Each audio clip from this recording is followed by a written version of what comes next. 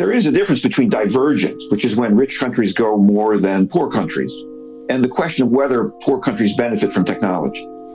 On the whole, we would agree that they are likely to benefit from these technologies. What's less clear is that they would benefit as much as the rich countries do. So we think that the forces for divergence are quite strong. Over the last couple of decades now, the narrative has been very positive about the demographic transition, especially in places like Africa. The worry, of course, now is with AI and the possibility that robots, automation could be replacing low-skilled workers. This potential will remain unfulfilled. My name is Papageorgiou, and I'm Chief in the Research Department's Development Macroeconomics Division. And I'm Andy Berg. I'm a Deputy Director in the Institute for Capacity Development. And we deliver training and technical assistance around the world on macroeconomic policy. And I'm Bruce Edwards. Welcome to this podcast produced by the International Monetary Fund. Artificial intelligence and robots are revolutionizing production processes. But what countries stand to gain most from these new technologies?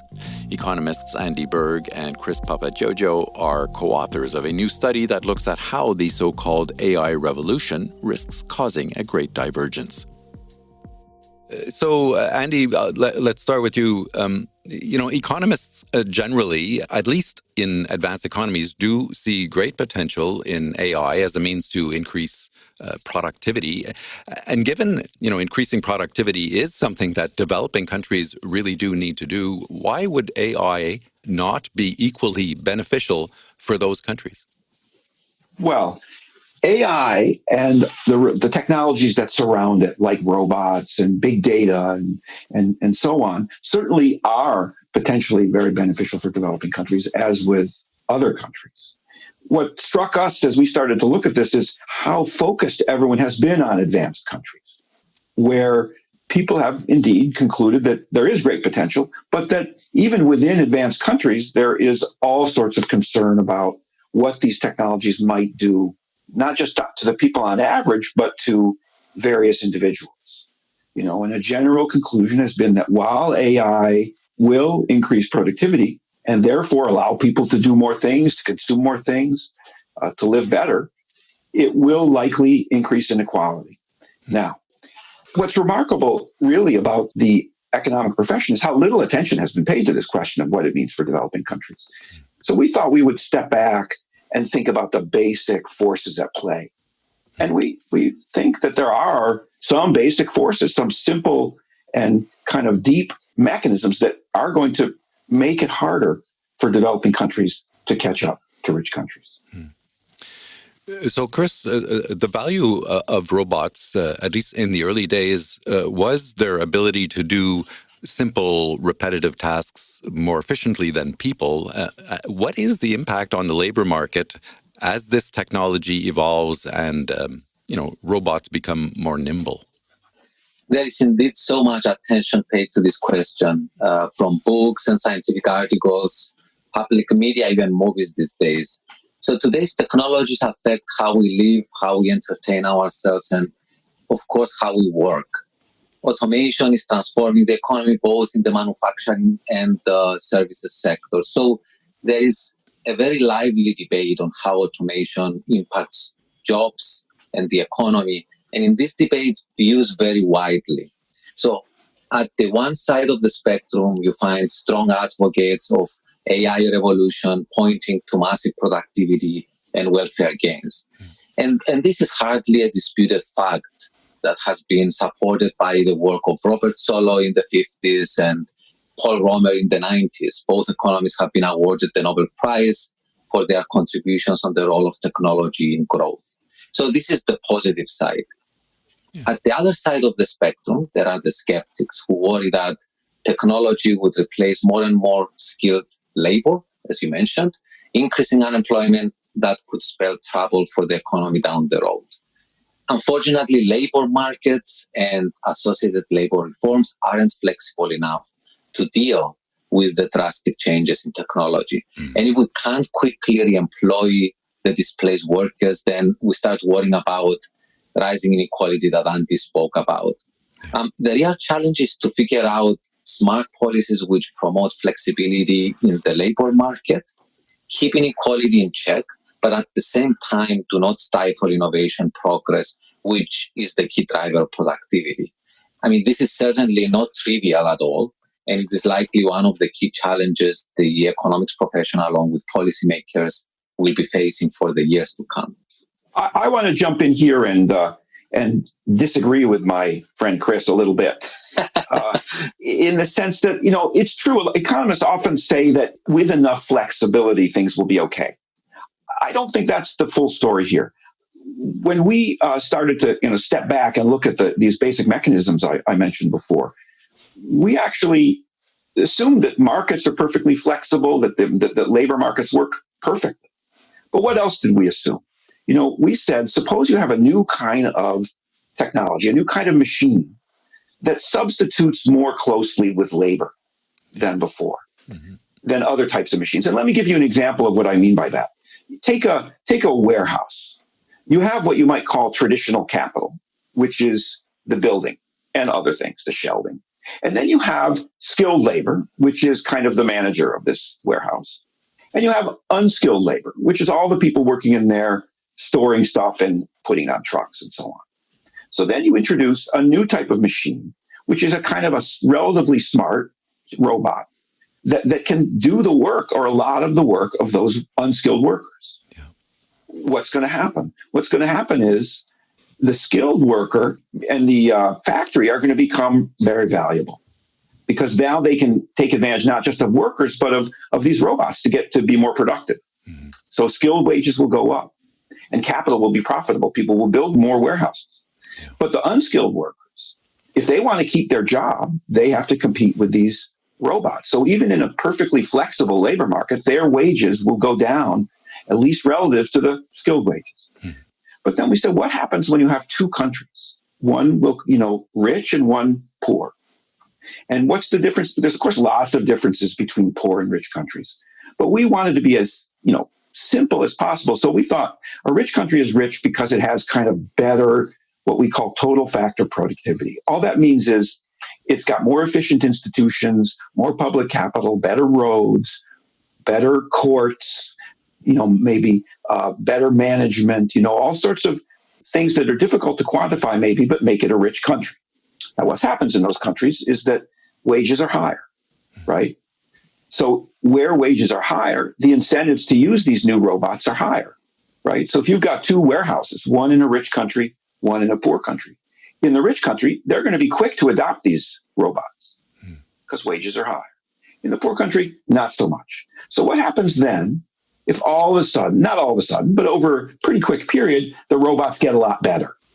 And basically that's what we think is going on now, broadly speaking, in the world. But Andy, we spoke on this show only a couple of years ago about AI, and I remember you making the comparison then of the tractor and its effect on the agricultural sector, and how workers were very worried about the tractor, but it did all work out in the end. Agriculture became more productive, and people shifted their roles in the food production process. Why wouldn't this scenario play out in the same way?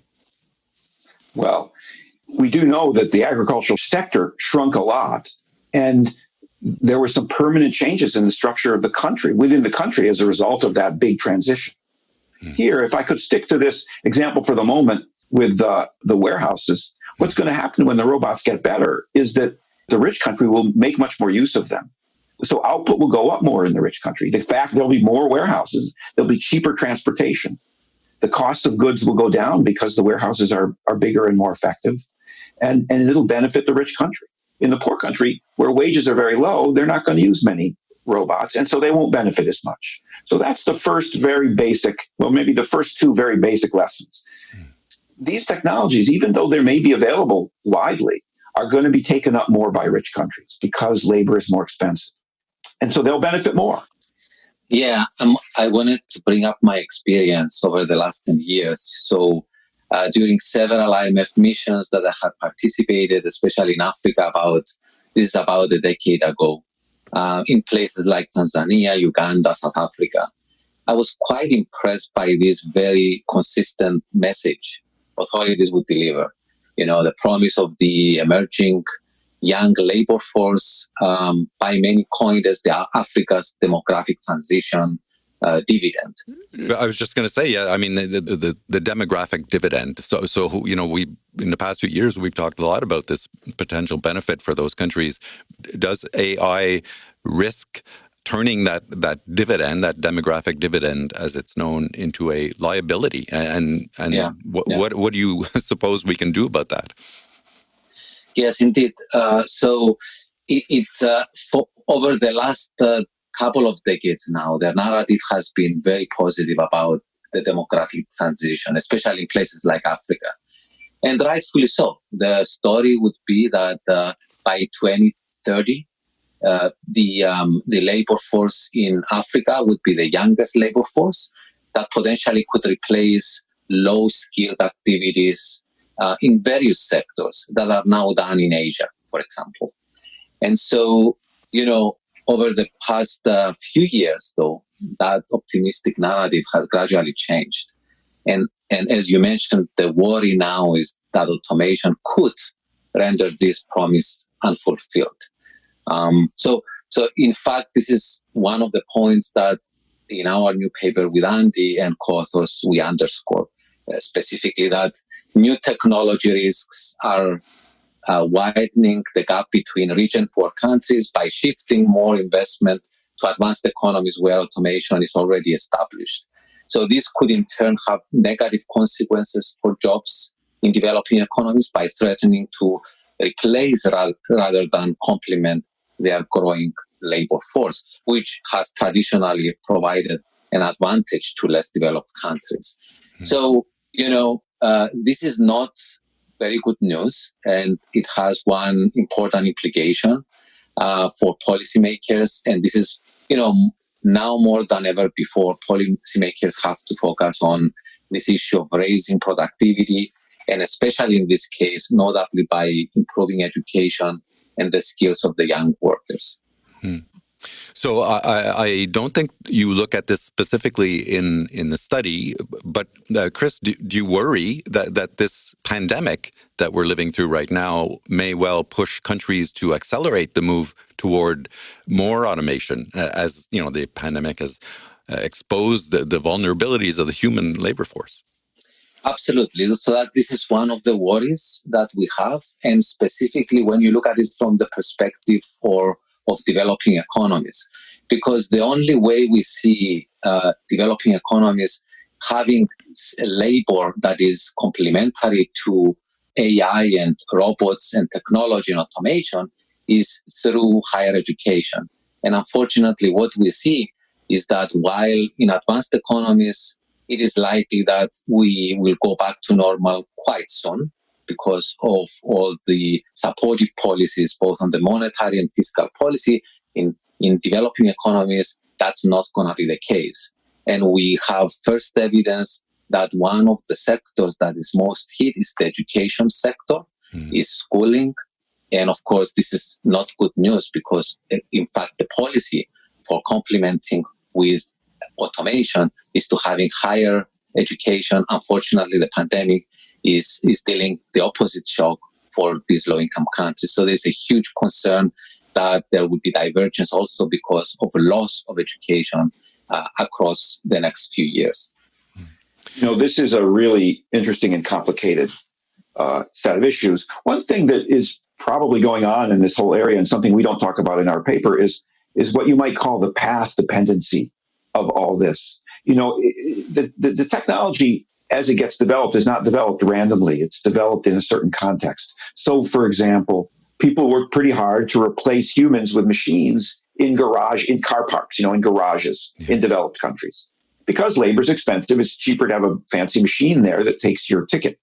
Once that technology is developed, maybe it could be used even in poor countries, where one would think that it doesn't make any sense to work on and building that kind of machine. But there it is. And so you can see that. So I think one thing that might happen in the context of this pandemic is that it is going to give at least a temporary impetus to working to automate certain types of activities that might have been done by workers who were in close contact with each other. Again, warehouses or meatpacking or many other such activities. And in that sense, it could accelerate this kind of automation effect, which would be problematic. And once you invent these machines, you don't uninvent them. There are a lot of people who are excited about these technologies. I'm excited actually about these technologies, but I think it's really our job to worry about how it may go wrong and then to alert policymakers and start to think hard about what to do about it. Chris, Andy, thanks so much to both of you. All right. Thank you. Thank you. It's been a pleasure.